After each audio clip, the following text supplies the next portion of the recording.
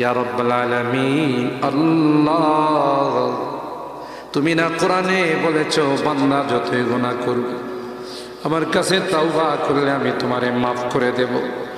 মনে বড় আশা নিয়ে আল্লাহ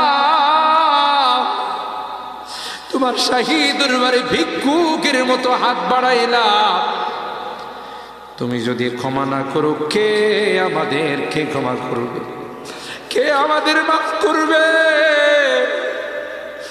ভিক্ষুকে একজনের কাছে ভিক্ষা না পেলে আরেকজনের কাছে পায়। এক দুয়ার থেকে বিতাড়িত হলে আরেক দুয়ারে যায়। তোমার দরবার থেকে যদি মাহরুম হয়ে যায়, বিতাড়িত হয়ে যায়, কার কাছে যাব? কে আমাদেরকে ক্ষমা করবে? মালিক রে, কাঙ্গালের মতো হাত বাড়াইলাম, তাওবা করতেছি, আর জীবনে কোনোদিন নামাজ ছাড়ব না, আর জীবনে কোনো গুনাহ করব না, আর জীবনে কোনোদিন বেপরদায় চলব না, আর কোনোদিন সুদি লেনদেন করব না। কিয়ামতের কঠিন ময়দানে আমাদেরকে তুমি গুনাহগার বলে ডাক দিও না।